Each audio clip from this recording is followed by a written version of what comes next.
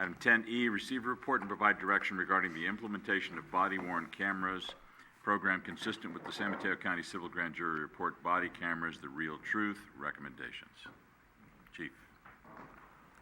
Good evening, Mayor, Honorable Mayor and Council members. On May 24th of 2016, the San Mateo County Civil Grand Jury did release a report entitled Body Cameras, The Real Truth, recommending that each law enforcement agency that has not already implemented a body-worn camera program develop an implementation plan and advise the public of their plan by November 30th of this year. This report is intended to satisfy that recommendation. The report also recommended that all county law enforcement agencies implement a body-worn camera system as soon as practical, but in any event no later than October 31st, 2017. On July 12th, 2016, this council approved a response to the grand jury articulating the city's willingness to comply with the aforementioned recommendations. Although the grand jury did address this issue in May of 2016, the whole cameras issue or situation has been on the police department radar for some time. In January of 2015, the San Bruno Police Department removed all cameras from patrol vehicles. While cameras in the vehicles had proved to be extremely valuable in providing evidence necessary to prosecute criminal acts and to investigate complaints, they became increasingly difficult to maintain and eventually failed to operate on a reliable basis, including at a couple very critical moments. The removal of these cameras was based on the determination that existing equipment and software had become outdated, and no cost-effective measure was available at the time to rehabilitate the camera program. Similarly, the department's interview room video system is at the end of its useful life and will require a technical upgrade both to operate at an acceptable level and to be compatible with any body-worn or car camera systems that we may employ. So knowing all this and knowing that the body-worn camera issue was coming down the road, in March of 2015, long before the issuance of the grand jury report, the police department formed a committee basically to address the whole situation with the car cameras. And once we realized that the body-worn camera was an issue that was going to be nudged in our direction, we took a more comprehensive approach, and instead of trying to piecemealing this or trying to put a Band-Aid on the problem, we tried to look at it as a much larger picture. Our committee was comprised of command staff personnel, line staff personnel, and technical support, and it was formed to evaluate in-car video, body-worn cameras, and the interview room video systems as mentioned before. The committee determined that video evidence for law enforcement has never been more significant than it is today, and found that in-car video systems, body-worn cameras, and the interview room video systems are essential to today's policing best practice and most likely an industry standard in the near future. While each system has its own specific uses, all three can and should work hand in hand to provide a complete picture of an incident in addition to the department's response. In short, the committee determined that each system had its own specific value. For example, the car cameras have traditionally been very valuable because they provide a static, easy to view video of an incident that not only depicts the actions of a suspect or somebody that the officer is speaking with or interacting with, but also the actions of the officer when they're within the view of the camera. The body-worn camera has its own advantages, that there's a strong audio component to that, and it goes wherever the officer goes. So if you're out of view of the car camera, you don't lose that footage.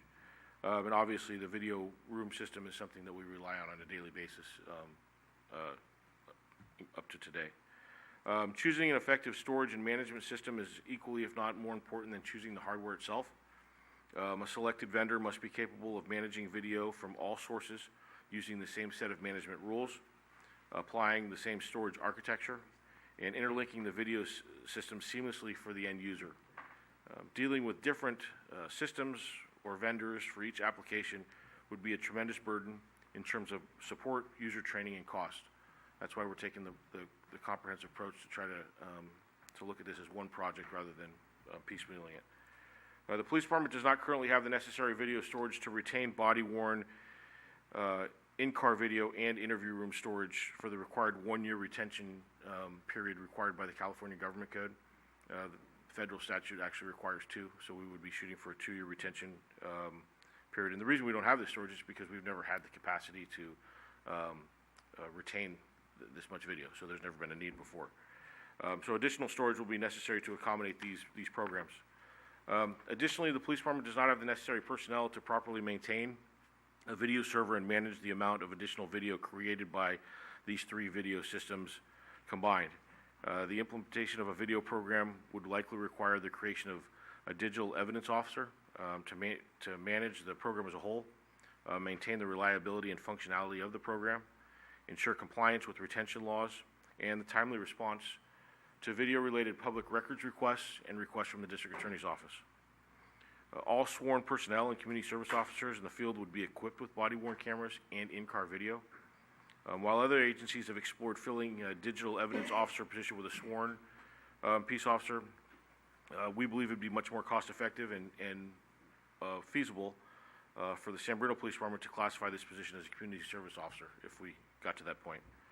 The implementation of a video program is not expected to require the assistance or support of our city's information technology department. We think we'll be able to do this similar to the way we do our MDTs, our mobile computers in the car, and be able to manage the program independently. Pursuant to the recommendations made by the San Mateo County Civil Grand Jury and the work completed by our own Police Video Committee, the required next steps in securing a comprehensive video program are suggested. One is via request for proposal or RFP process, select a vendor to provide a complete video program and storage. Work with the Finance and Human Resources Departments to include a proposed digital evidence officer position and a police video program in the fiscal year 2017-18 budget. Finalize relevant general orders, policies, and procedures, and meet with POA staff in order to make sure that our policies and procedures are squared away and acceptable to all parties prior to implementation. And finally, provide training to all personnel that would be equipped with these resources in the field. There's no immediate fiscal impact associated with the receipt of this report. However, should the City Council approve the creation of a digital evidence officer at the classification of a community service officer, there's a potential annual cost of just over $100,000. A preliminary cost estimate without the benefit of a submitted proposal is approximately $60,000 to $70,000 annually to sustain a comprehensive video program, is what we're thinking without going through the RFP process yet. Equipment reserve funds are expected to be available to support the in-car video and video room portions of the project. However, the body cameras, storage, and associated sustainability expenses will likely be new costs.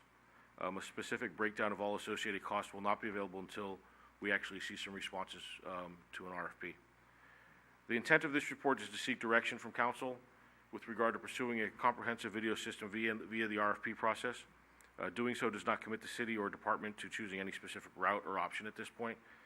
This step would simply provide a better understanding of available programs and their associated costs. Should the council direct that an RFP be published at this point, staff will return with proposals and recommendations to seek further direction prior to the selection or implementation of any program. That concludes my report, and I'd be happy to answer any questions. Good. Any questions for the chief?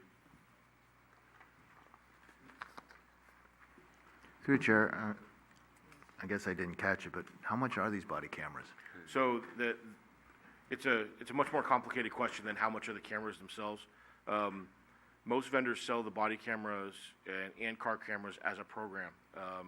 It kind of depends on the vendor, and our RFP would articulate our specific needs.